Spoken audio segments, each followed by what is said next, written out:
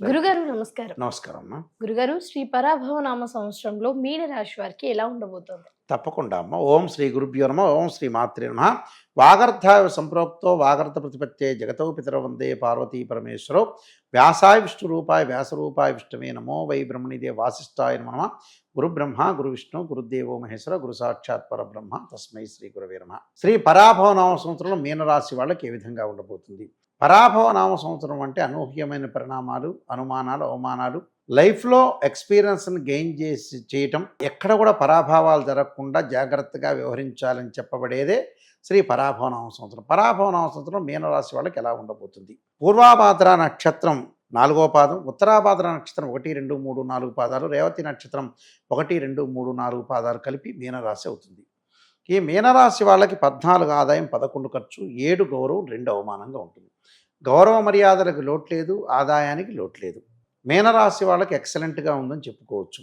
June 2 నుంచి గురువు కర్కాటక రాశిలోకి సంచారం చేయటం, అక్టోబర్ 31 వరకు ఉండటం, అక్టోబర్ 31 నుంచి సింహరాశిలో సంచారం చేయటం, డిసెంబర్ 18 వరకు అతిచారంతో, డిసెంబర్ 18 నుంచి వక్రగతిలోకి వెళ్తాడు. అంటే టోటల్గా గురువు బాగున్నాడు. గురువు బాగుండటం వల్ల ఆర్థిక పరంగా ఆదాయం బాగా పెరుగుతుంది. జూన్ 2 తర్వాత నుంచి కూడా సక్సెస్ అయ్యే అవకాశాలు ఎక్కువ ఉంటాయి. నూతన ప్రణాళికలతోటి, నూతనంగా కొన్ని వస్త్రధారణతోటి వెళ్ళటం, ఉద్యోగంలో ప్రమోషన్లు, ఆలోచనలు బాగా పెరగటం, సరైన సమయంలో సరైన నిర్ణయాలు తీసుకుని ముందుకు వెళ్ళే అవకాశాలు ఎక్కువ ఉంటాయి. ఆకస్మికంగా ధనలాభం, మొండి బాకీలు వసూలు కావటం, రుణాలు మాఫీ అయ్యే అవకాశాలు ఎక్కువ ఉంటాయి. భార్యాభర్తల మధ్యలో అనుకూలంగా ఉండటం, విద్యార్థులకు అనుకూలమైన కాలం అని చెప్పుకోవచ్చు. అంటే ఏదో రకమైన విషయంలో వాళ్ళకి చాలా మంచి జరిగే అవకాశాలు ఉంటాయి. గతంలో ఏదైతే పెండింగ్లో ఉన్న పనులన్నీ కూడా తొందరగా పనులు పూర్తి చేయటం, ప్రాజెక్టులు పూర్తి చేసే అవకాశాలు ఖచ్చితంగా ఉంటాయి. ఫైనాన్షియల్ పరంగా ఎకనామిక్ గ్రోత్ జరిగే అవకాశాలు ఉంటాయి. అప్పుడప్పుడు శని యొక్క ప్రభావం వల్ల ఆరోగ్యపరంగా ఇబ్బందులు కలుగుతూ ఉంటాయి. ఆ ఇబ్బందులు ఆరోగ్యాన్ని జాగ్రత్తగా చూసుకుని ముందుకు వెళ్తే సక్సెస్ అయ్యే అవకాశాలు ఎక్కువ ఉంటాయి. అలానే డిసెంబర్ 7 నుంచి రాహు కుంభరాశి నుంచి మకర రాశిలోకి వెళ్ళటం వల్ల విదేశాలకు వెళ్ళే అవకాశాలు ఉంటాయి. డిసెంబర్ 7 తర్వాత విదేశాలే కాదు, వివాహ ప్రయత్నాలు సఫలీకృతం కావటం, నూతన వస్తువులు కొన్ని కొనుగోలు చేయటం ఒకటి, వివాహ శుభ కార్యక్రమాల్లోనే కాకుండా ఒక వృత్తిలో, నూతన వృత్తిలో చేపట్టే అవకాశాలు ఎక్కువ ఉండటం, ఆ వృత్తిలో షైన్ అయ్యే అవకాశాలు ఎక్కువ ఉండటం. అలానే కేతువు యొక్క బలం వల్ల కూడా అన్నిటా కూడా అనుకూలంగా ఉంటుంది. అంటే ప్రతి పనిలో కూడా సర్వత్రా విజయం లభించే అవకాశాలు ఎక్కువ ఉంటాయి. కాబట్టి వీళ్ళకి ప్రత్యేకంగా కొన్ని విషయాలు మనం చూసుకునేటట్టయితే యాక్చువల్గా అర్ధలాభం, తదైశ్వర్యం, స్వకర్మం, రతిహర్షితం, సదా స్వజన సౌఖ్యం, అంటే ఇవన్నీ కూడా కలుగుతాయట. అంటే గత సంవత్సరంతో పోల్చితే ఈ సంవత్సరం అంతా అభివృద్ధి బాగుండటం ఒకటి, సంఘం నందు కీర్తిప్రతిష్టలు పెరుగుట, చాలా కాలం నిలిచిన పనులన్నీ కూడా నెరవేరటం, ధనలాభం, వృత్తి ఉద్యోగాల యందు అభివృద్ధి, మిత్రుల వల్ల లాభం, వివాహం కాని వారికి వివాహం జరగటం, ఉద్యోగం లేని వారికి ఉద్యోగం లభించే అవకాశాలు మొదలగు సుఫలితాలు జరిగే అవకాశాలు ఉంటాయి. శని ప్రభావం వల్ల అనారోగ్య సూచనలు కలిగే అవకాశాలు ఎక్కువ ఉంటాయి.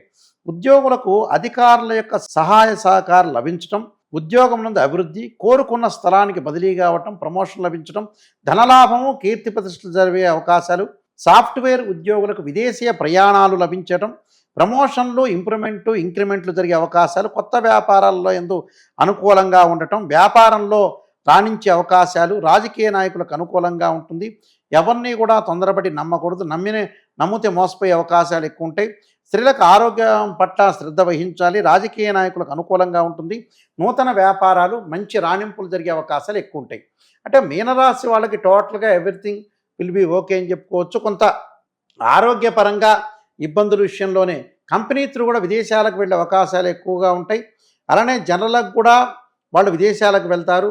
ఎవరికైతే చాలా కాలం నుంచి విదేశాల్లో ఉన్నారో గ్రీన్ కార్డు హోల్డర్స్ అంటారు, వాళ్ళందరికీ కూడా ఆ దేశం యొక్క పౌరసత్వం లభించలేదు అని ఉద్దేశం, మానసికంగా బాధపడుతున్న వాళ్ళందరికీ కూడా వచ్చే అవకాశాలు అనేవి ఖచ్చితంగా ఉంటాయి. కాబట్టి ఇక్కడ మీనరాశి వాళ్ళకి రాజకీయ నాయకులు కూడా పదవులు, ప్రమోషన్లు వచ్చే అవకాశాలు ఉంటాయి. సినిమా రంగం వాళ్ళ, కళారంగం వాళ్ళకు కూడా చాలా అనుకూలంగా ఉండే అవకాశాలు ఉంటాయి. ఈ రాశి వాళ్ళు కొన్ని పరిహారాలు చేసుకొని ముందుకు వెళ్తే మంచి జరిగే అవకాశాలు ఖచ్చితంగా ఉంటాయి. గురుగారు ఈ రాశి వాళ్ళు ఎలాంటి పరిహారాలు, ఎలాంటి నామస్మరణ చేయడం వల్ల ఇంకొంచెం మంచి జరిగే అవకాశం ఉండొచ్చు? తప్పకుండా అమ్మ. మీనరాశి వారికి శని యొక్క ఆరాధన చేయాలి. నువ్వుల నూనెతోటి శివుడికి అభిషేకం చేయటం, అలానే ఆరోగ్యపరంగా ఇబ్బందులు కాకుండా ఉండాలి. త్రయంబక పాశుపదాస రుద్రాభిషేకం ఒకటి, అంగారకుడి యొక్క ఆరాధన, శ్రీ వల్లీ దేవసేన సమేత సుబ్రహ్మణ్య స్వామి యొక్క ఆరాధన చేయాలి. అంగారకాయుధే శక్తి హస్తాయుధి మే తన్నో భౌమ ప్రచోదయాత్, తత్పురుషాయుధే మహాసేనాయుధి మే తన్నో షణ్ముఖ ప్రచోదయాత్ అనే మంత్రాన్ని చక్కగా చదువుకోవటం వల్ల మంచి జరిగే అవకాశాలు ఖచ్చితంగా ఉంటాయమ్మా. చాలా చక్కగా వివరించారు గురుగారు. ధన్యవాదాలు. నమస్కారం.